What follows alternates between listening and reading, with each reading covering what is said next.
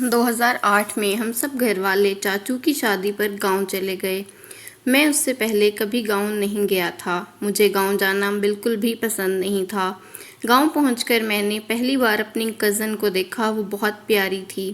اسے دیکھتے ہی مجھے اس سے محبت ہو گئی۔ اگلی صبح موقع ملتے ہی میں نے اپنی کزن کو اپنے پیار کا اظہار کر دیا۔ اس وقت اس نے کوئی جواب نہیں دیا اور وہاں سے بھاگ گئی۔ پھر رات کو میں چھت پر اکیلا لیٹا ہوا تھا، تب چھوٹا کزن میرے پاس آیا۔ اس نے کھانا مجھے دیا اور کہا کہ یہ آپی نے آپ کے لیے بھیجا ہے۔ میں نے دیکھا تو کھانے کے ساتھ ایک خط بھی تھا جس میں لکھا تھا کہ مجھے آپ بہت اچھے لگے ہیں، میں بھی آپ کو پسند کرتی ہوں۔ میں اس کا خط پڑھ کر خوشی سے جھومنے لگا۔ پھر وہ میرا خیال رکھنے لگی، مجھے وقت پر ہر چیز پہنچاتی۔ شادی کے ختم ہونے تک سب کو ہم پر شک ہو چکا تھا۔ سب نے اکٹھے ہو کر ہم سے پوچھا تو ہم نے سب کچھ سچ بتا دیا۔ ہمیں کسی نے بھی کچھ نہیں کہا بلکہ سب خوش ہوئے۔ اس طرح ہماری منگنی کر دی گئی۔ اس وقت ہم دونوں کی عمر 17 سال تھی۔ ہم دونوں ابھی میٹرک میں پڑھ رہے تھے، اس لیے سب نے فیصلہ کیا کہ ہماری شادی 5 سال بعد کریں گے۔ اینی کے پاس اپنا موبائل نہیں تھا تو کبھی کبھار چاچی کے موبائل سے ہماری بات ہو جایا کرتی تھی۔ پھر میرا اسکالرشپ ویزا آ گیا اور میں پڑھائی کے لیے بیرون ملک چلا گیا۔ وہاں جا کر ہماری بات ہونا بالکل بند ہو گئی، کیونکہ اینی کے پاس اپنا موبائل نہیں تھا اور چاچی کا موبائل بھی ٹوٹ گیا تھا۔ 6 ماہ ایسے ہی گزر گئے۔ میں بہت اداس رہنے لگا۔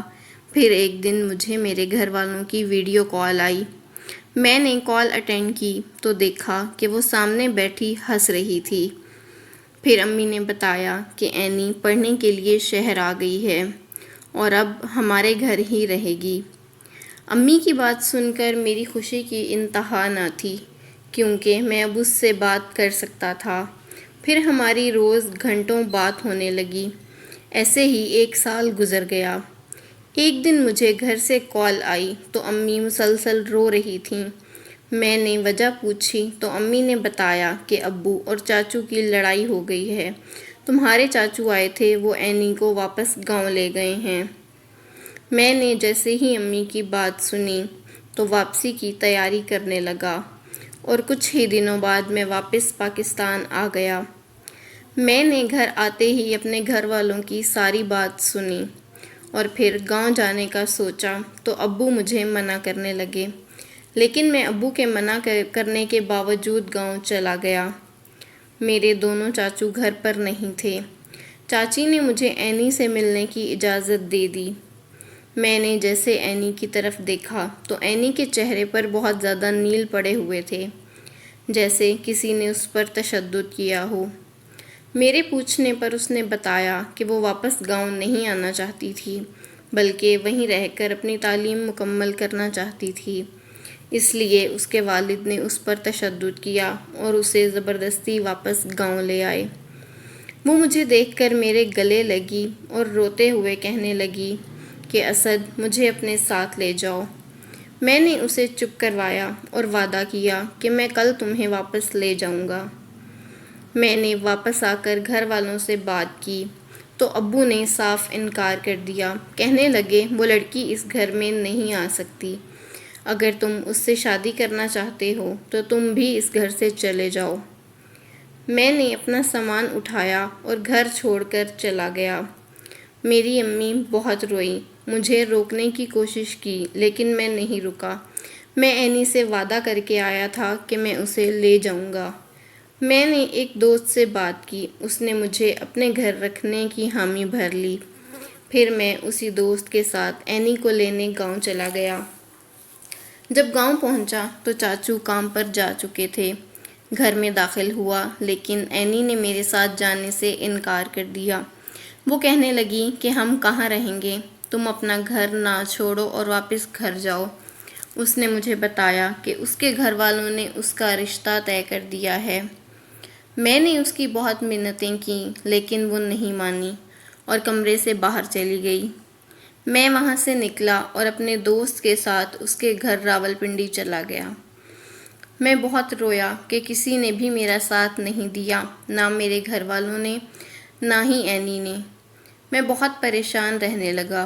اینی کی آواز ہر وقت میرے کانوں میں گونجتی رہتی تھی۔ اس لیے میں نے نشہ کرنا شروع کر دیا، کیونکہ ہوش میں رہتے ہوئے مجھے بہت اذیت ہوتی تھی۔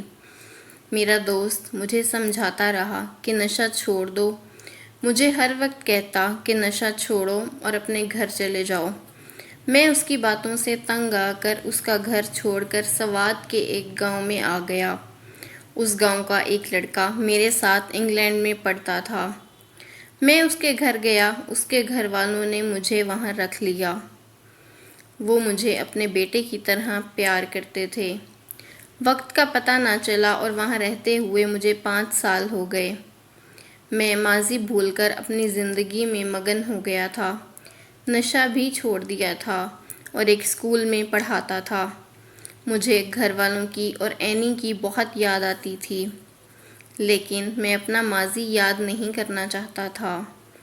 میرے دوست کے کچھ رشتہ دار سوات گھومنے کے لیے آئے تو گھر والوں نے مجھ سے کہا کہ ان کو سوات کی سیر کرواؤ۔ میں انہیں گھمانے لے گیا۔ سارا دن گھومنے پھرنے کے بعد شام کو ہم گھر واپس آ رہے تھے۔ مجھے کسی نے آواز دی اور میں وہیں رک گیا۔ وہ میرے چھوٹے بھائی کی آواز تھی۔ وہ بھاگتے ہوئے آیا اور میرے گلے لگ کر رونے لگا۔ جب ہم دونوں رو کر چپ ہوئے تو اس نے بتایا کہ اس کی شادی ہوئی ہے، وہ یہاں اپنی بیوی کے ساتھ گھومنے آیا ہے۔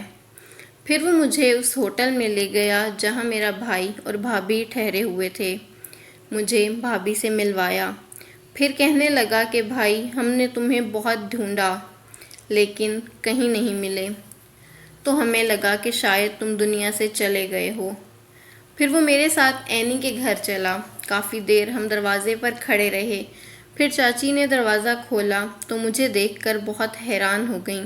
انہوں نے ہمیں اندر بلایا۔ اس وقت چاچو گھر پر نہیں تھے۔ میں نے چاچی سے پوچھا کہ اینی کہاں ہے، تو وہ بولیں کہ کمرے میں ہے۔ اس کا رشتہ ٹوٹ گیا تھا۔ میں کمرے کی طرف گیا تو دیکھا کہ کمرہ لاک تھا۔ میں نے دروازہ بجایا لیکن اس نے دروازہ نہیں کھولا۔ پھر میں نے اسے آواز دی تو وہ میری آواز پہچان گئی اور وہ دروازہ کھول دیا۔ اس کی حالت دیکھ کر میں بہت پریشان ہوا۔ ایسے لگ رہا تھا کہ اس نے کئی دن سے کھانا نہیں کھایا۔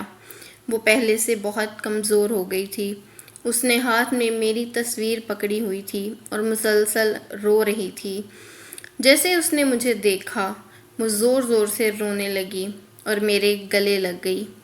مجھے تب احساس ہوا کہ وہ مجھ سے کتنی محبت کرتی ہے۔ میں نے اسے چپ کروایا، چاچی سے کھانا مانگا، اسے کھانا کھلایا۔ میں اسے کھانا کھلا رہا تھا کہ چاچی نے فون کر کے چاچو کو بلا لیا تھا۔ پھر چاچو گھر آئے اور مجھے ملنے کے بعد مجھ سے معافی مانگی۔ پھر میں چاچو کو لے کر اپنے گھر چلا گیا۔ میرے گھر والے اتنے سال بعد مجھے زندہ دیکھ کر بہت خوش ہوئے۔ میں نے پھر اینی سے شادی کی بات کی تو سب مان گئے اور ہمارا نکاح کروا دیا گیا۔ پھر نکاح کے 2 ماہ بعد ہماری شادی ہو گئی۔ اینی اور میں اب ہنسی خوشی زندگی گزارنے لگے ہیں۔